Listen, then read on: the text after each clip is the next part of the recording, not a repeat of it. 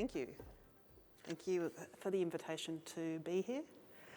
I would also like to pay Gillibrooke to elders past, present, who've been taking care of this land. Gillibrooke is a Bunurong word for respect. Part of my own reconciliation journey is to start learning a little bit more about the language and a little bit more about the seasons. Though the seasons are a bit confused at the moment. And unfortunately, because we've broken that connection with land, we don't have that wisdom to tell us how to navigate this, and hopefully we'll be moving more towards that in future decades with our Indigenous elders. I was asked to come up here as part of my role in a Circular Economy Ministerial Advisory Committee, but Ian has gone and stolen all of my thunder. So we'll have a lot more time for the panel members that I will be inviting up in a minute. But I'm on the ground in that advisory committee, and you probably have questions about what's happening in this mysterious body up there in the clouds of federal government land. And from my experience, it's been an incredibly collaborative process. So we have a work plan, and you can find that online, and after each meeting there is a summary put on by John Swaits, so you can look at that and see what sorts of decisions. And most of the recommendations that we're coming up with aren't just for DQ, they're actually for the departments to work together, so that when Minister Bowen's working on the sectoral plan, circular economy is woven through that. When Minister Farrell is working on any trade plans, circular economy is woven through that. When we're working with the agricultural industry, when we're working with the design, plastics industry, all of those things are woven through the different departments. So that gives me a lot of hope. And also that the people in the Ministerial Advisory Committee are coming from a let's work together on this. There aren't protecting my little patch over here types of conversations. It really is, we are here together, we're here to help Minister Plibersek move forward. So do keep an eye on the website for those outcomes. You've seen a few of the things that are part of it. So there's a two-speed way of the circular economy working with its outcomes. So there are things we're doing immediately, like the vapes and so forth, that you can see really rolling out. And then there are the longer term projects, so working with Minister Bowen on the net zero sectoral plans, for example. So keep an eye out for those outcomes. We have another year of meetings ahead before the final report from it, but we're trying to implement things as we go. So those were the key things that I wanted to just let you know. There were other things, but Ian already stole that thunder. The other role I have is with the City of Melbourne, and as of yesterday, my retrofit Melbourne plan has gotten through council, and so you'll see that rolling out over the next 17 years. The intention of that is to support every building in the City of Melbourne to get to zero carbon, and a large part of that is valuing our embodied carbon, valuing our existing buildings and creating the markets to support those buildings to be upgraded to be both operationally and embodied carbon zero by 2040. So a huge challenge for all of us, and really looking forward to working with everyone in the reuse, recycling and valuing of materials to help us to reach zero carbon as part of the City of Melbourne. So that's enough of me. I'm in the thinking space, but what we really want to know is talk to the people who are in the actually doing phase, which is much harder. So I would like to invite up, and I haven't seen Jonathan yet, so I'm hoping Jonathan is with us. Great. Chief Executive Officer of Infrastructure Victoria, so welcome Jonathan. Tiernan, Humphreys, Acting Director Technical Advisory Services, Victoria Health and Building Authority, welcome Tiernan. Ken Long, who I've been working with for quite a while actually, and it's lovely to see you, Ken. Regional Sustainability Manager, Victorian South Australia, Lendlease. And Kelly, welcome Kelly, Project Director, Design and Development, Victoria. I'll be joining them, actually, you're sitting in my seat, Ken. I will be joining them down there and leading them in some conversations. But we are also going to be asking questions on Slido. So get your tricky questions on Slido and we'll get to those in about 20 minutes. So welcome everybody. Sorry, they didn't get a clap, did they? So let's welcome.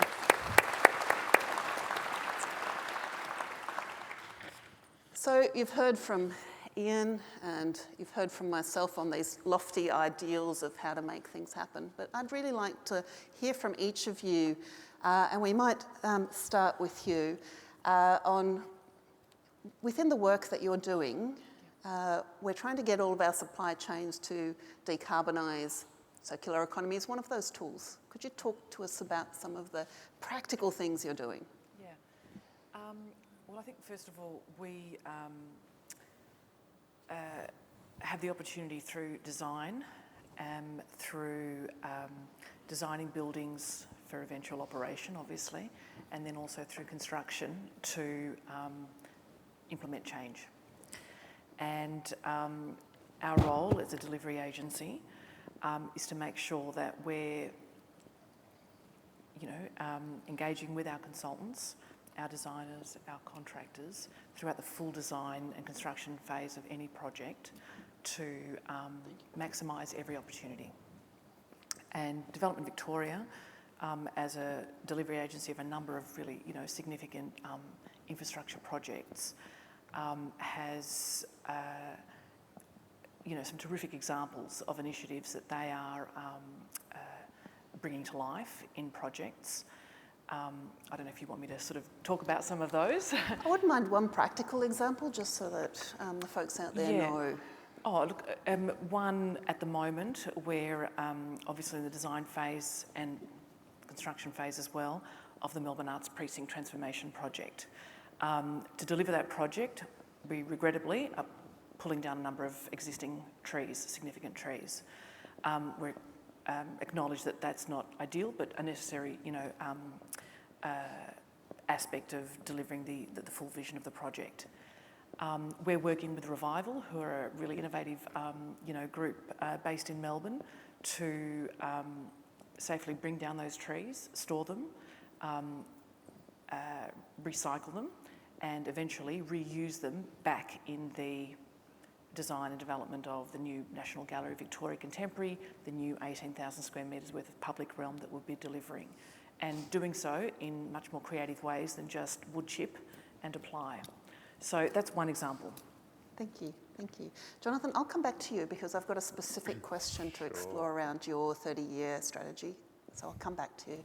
Tiernan, what are you doing with health as far as the decarbonisation of supply chains? So a lot of you probably may not know who the Victorian Health Building Authority is, but I suspect all of you have been in a Victorian hospital, either as a patient or a visitor. We had 11 million patients through our doors last year, so there's a lot of activity happened. The Victorian Health Building Authority is part of the Department of Health.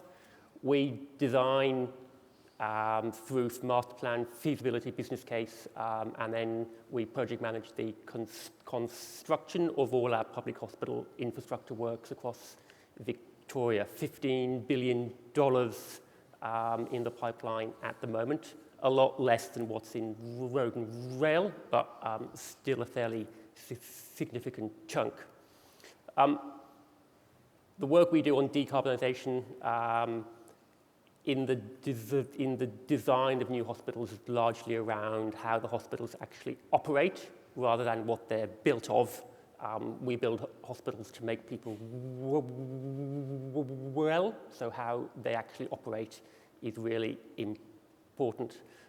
We're also investing a lot of money, 40 million at the moment, in energy efficiency and solar in our existing hospitals. So only last week we approved $2 million worth of new solar panels at Northern Health and Barwon Health. So this last bit of solar investment we have will probably maximise all of our roof space across all Victorian public hospitals for solar. But energy efficiency is probably the big one, and then after that, of course, it's electrification. Ian talked about the massive decarbonisation of the energy in Victoria. We spend $150 million a year on power. it emits around 600,000 tonnes of carbon. So that's a big thing for us, is when we move to 100% renewable electricity in 2025, it's how do we reduce our gas use in hospitals. So that's a great point. When we're talking decarbonisation, materials is a component. Materials is a component. Operations is a significant one. Especially in social infrastructure. Embodied carbon is embodied once. Operational carbon is every year. Hospitals generally operate for 50 years before they're knocked down and rebuilt. So in health, we look at that 50-year carbon lifespan. Yep. But even in the operations, there's a lot of stuff used, and there's a great opportunity there. But I might move on to Ken from Lendlease. Mega company Lendlease, so much opportunity to influence the decarbonisation of supply chain. What's some things you could share about what you're doing? Yeah, I think working for a boutique development and a construction firm has its perks on some of the supply chain. But I think the main bits that Lendlease is trying to advocate for is really through the lens of our Mission Zero targets. So at the moment, it's really been focused on Scope 1 and 2, around the fossil fuel usage as well as electricity usage. But our long-term 2050 goal is actually being net zero without any offsets through even Scope 3. So it's a massive undertaking. And that means our lessons have to be learned now for the 2050. So at the moment, the key items right now that are being driven is around measuring, validating around embodied carbon measurement. How do we do that across all of our projects, whether that's for our own developments, but also in the construction projects that we get. The benefit that we're seeing, though, is that we're getting a lot of brief requirements that are already requiring embodied carbon reductions, which is very, very helpful. Now, my colleagues in construction might say no.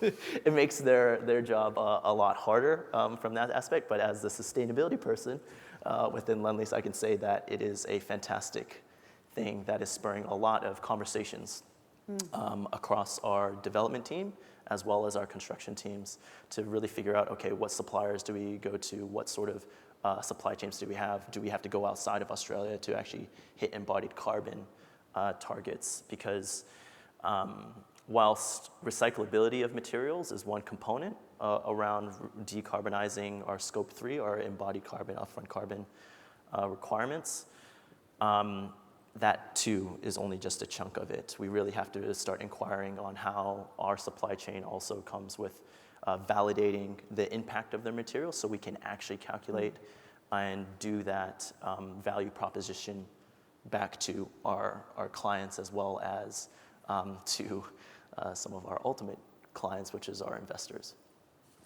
Thank you. And now, Jonathan, I just wanted to dig into your 30-year infrastructure plan. What are you doing within that? You're refreshing it to bring those ideas of circular economy into that. Yeah, absolutely, Dominique. So this audience is probably pretty familiar with some of the recommendations that Infrastructure Victoria has made previously. We gave very specific advice a few years ago when the recycling crisis was in full swing, which contributed to the Victorian government's circular economy. And it's great to see the advances that the ecologiQ program has made since then. And that's sort of really three important things in our existing strategy about waste avoidance, about having prioritisation for materials that we've been struggling to process and making sure we've got the infrastructure to process that, and then the ability to use it and deploy it with strong end markets. That's something I'm sure you're all really familiar with. The thing that really strikes me about the way things are developing is very much building upon what Ian was saying earlier. So the narrative in the last few years has been very much about circular economy and about using materials in our big build, and that's really fantastic. The next wave, if you like, is absolutely around decarbonisation, of which circular economy is a really important subset of that. And Ian's already described to us, some of what's driving that in terms of the embodied emissions in that. So we've been doing a lot of thinking around that, as have other eye bodies around Australia.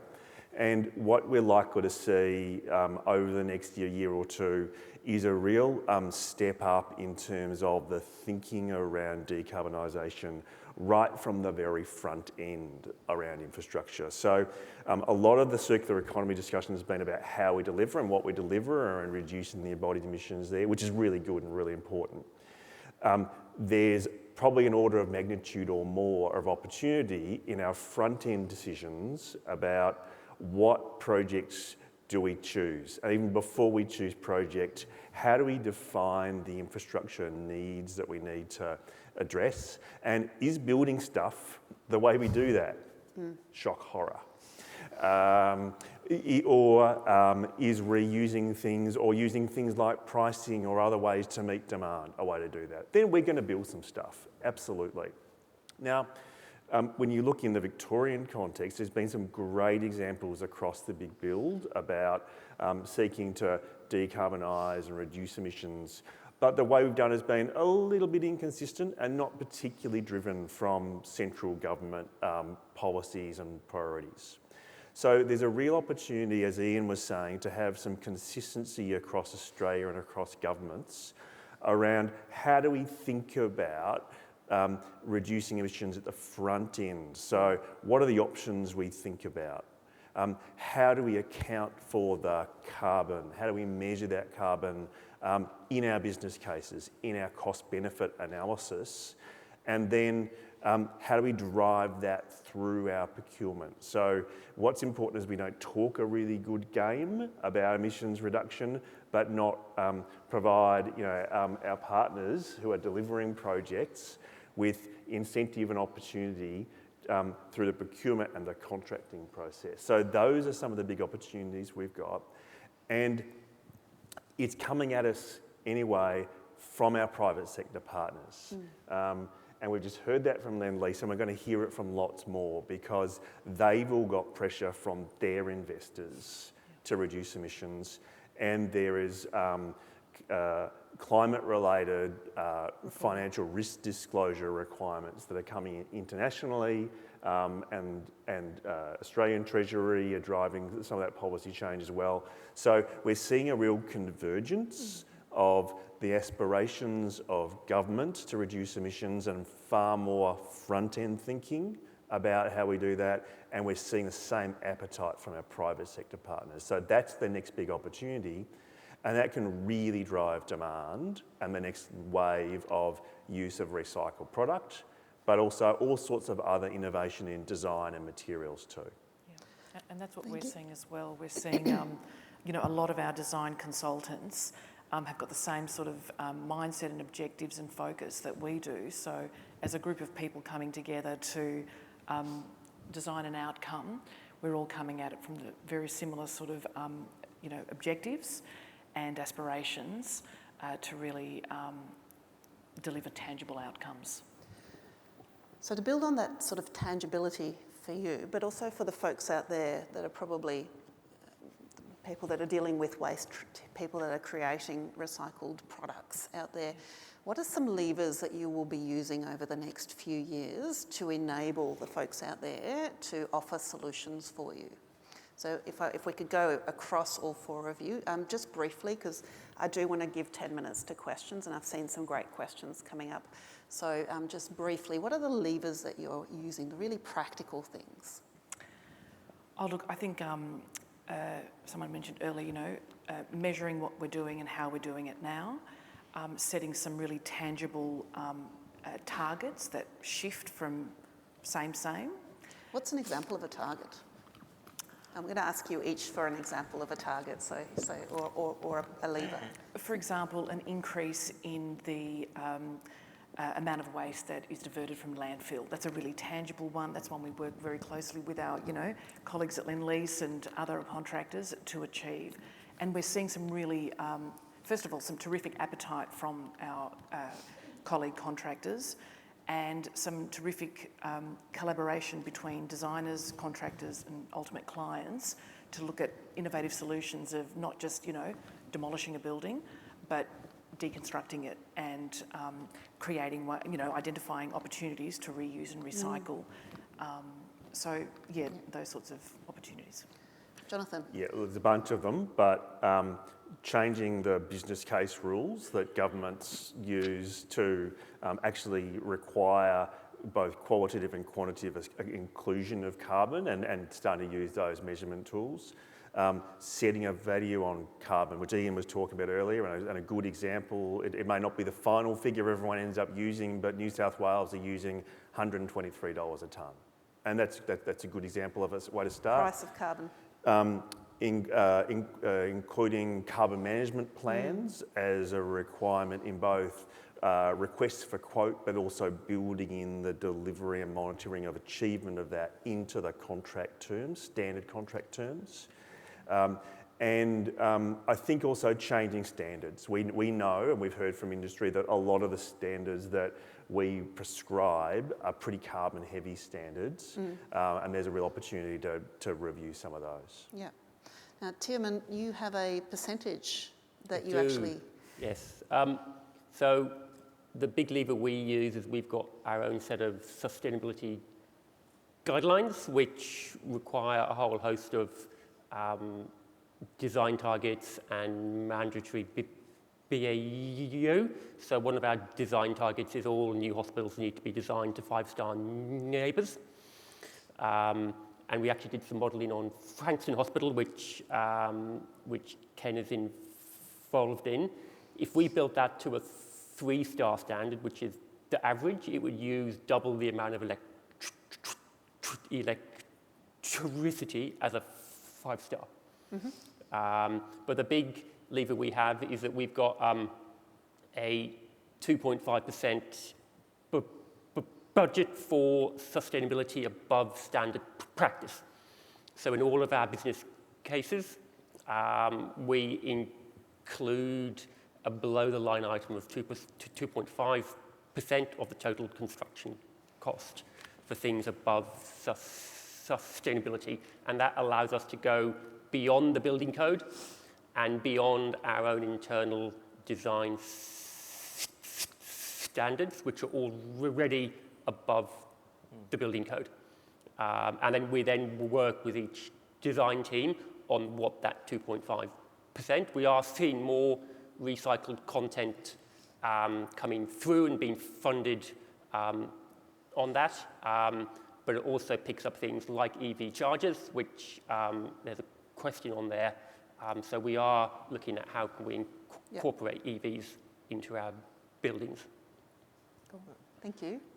Honestly, I think this is probably like a little bit of a pompous comment, but the biggest lever that head contractors like Lendlease can say is that if you want to work with us, if you want to get your products in our projects, in our developments, the ones that we even deliver for the public sector, then you need to be able to show to us what your carbon, well, especially through like EPDs and things like that, you need to be transparent with the impacts of your products, because there's going to be cost, of course, there's going to be performance requirements, and then right now there's also the third one around carbon.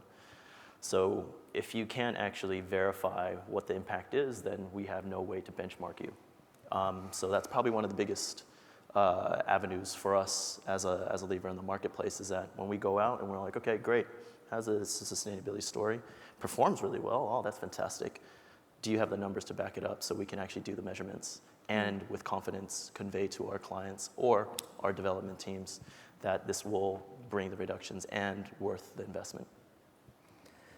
And then if you're recycling using recycled content, then your embodied carbon will be lower, which is how it all fits within those EPDs.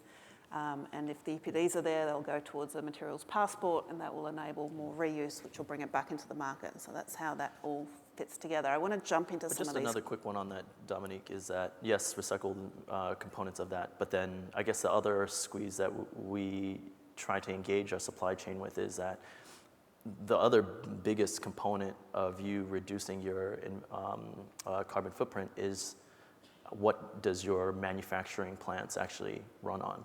So if you're not decarbonizing your own operations as well as the products that come through, then that's one of the low-hanging fruits. So improve your processes as much as you think about the materials that are coming in. Sorry. And get green power. There's quite a few interesting questions and people are voting them up, so feel free. I only see the top 3. I'm going to go to the first one because working with industry knows what it does and it knows its opportunities. So there's a great question there around how we are talking to industry. Now I know Romilly Maju, Lisa McLean and myself have been talking to the construction industry and we've held various seminars, and anybody that wants to talk to me about things that they would like fed up through the circular economy, please connect in with me. So we very much want to support what's happening on the ground, to understand your pain points and to work with you to resolve those pain points.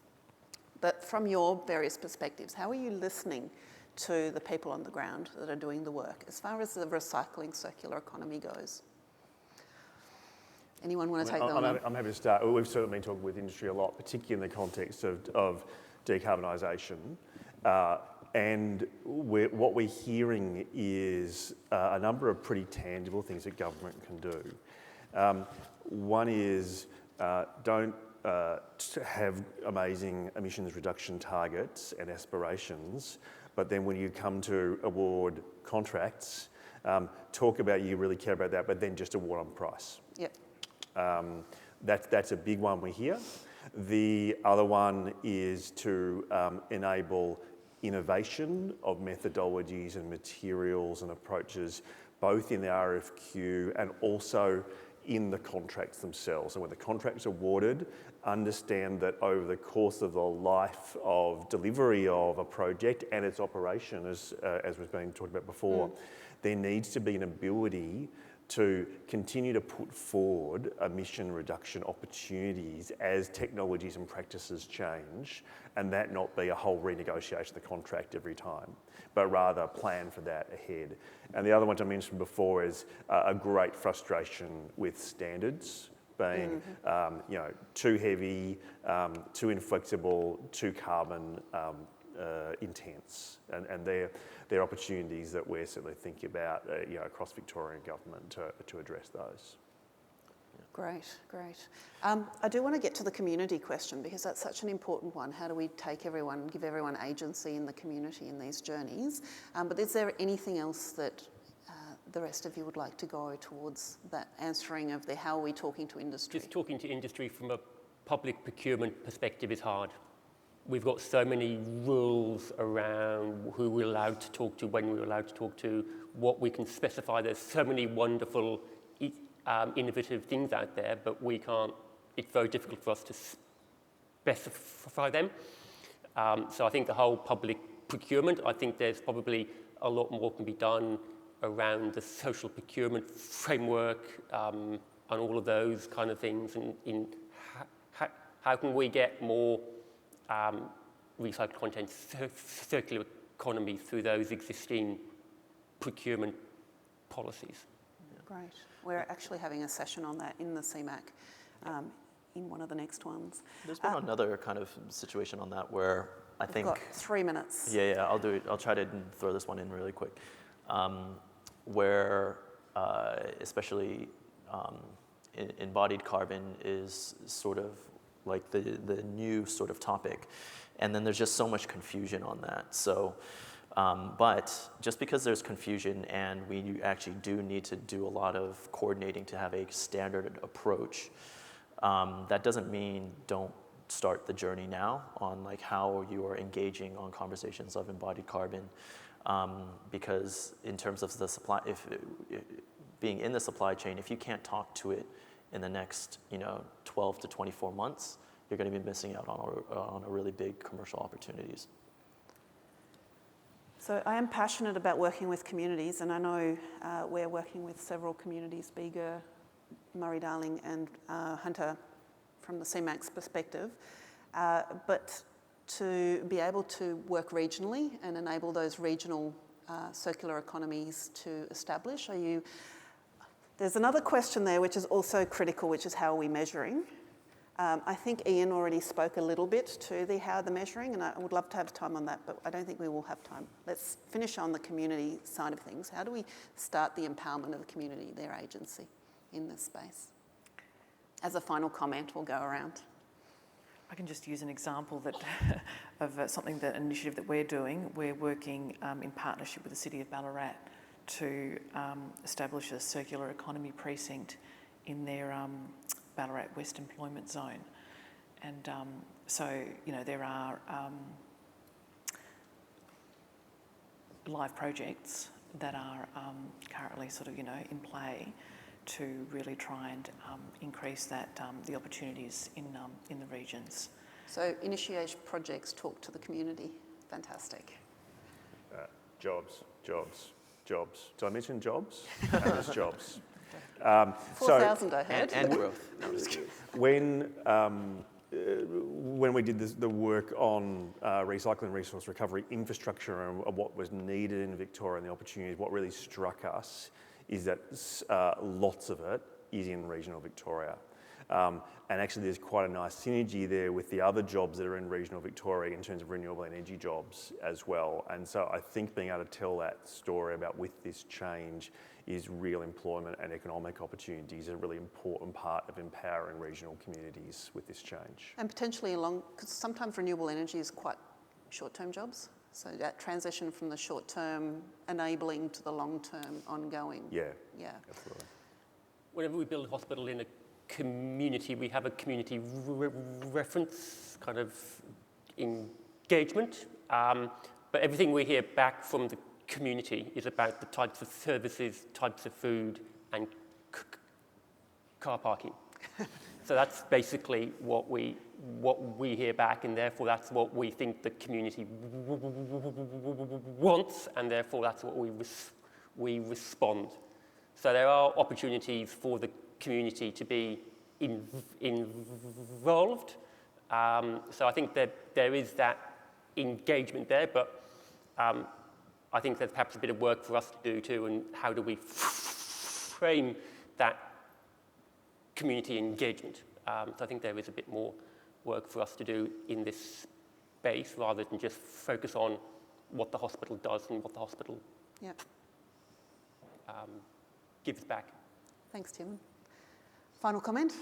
And I'll just echo what Jonathan was talking about. I think the circular economy framework, just to kind of steal a little bit from one of my favorite circular economy practitioners, Jody Bracu. She mentioned in a workshop that I attended around, if you have value in materials and you just use it once and then you just quite literally kind of like poop it out, it's not great. So you just got to think about how does the value continue to compound on itself? And if you take a bit of material from the earth or, grown from the earth, then keeping that in a cyclical sort of system means the value continues to compound. So wherever it touches, it becomes valuable. And then that's what ends up creating a situation where we have more resiliency, more opportunity, more jobs. So hoping that the circular economy framework can be looked in that way. And then the more that we do engage with our supply chain along those areas, hopefully then that is the thing that sparks much more investment in a lot of regional areas. Yeah, thank you for that. So lots of opportunities, lots of jobs, lots of things that we can all start working towards. But we're all here to listen, so talk to us.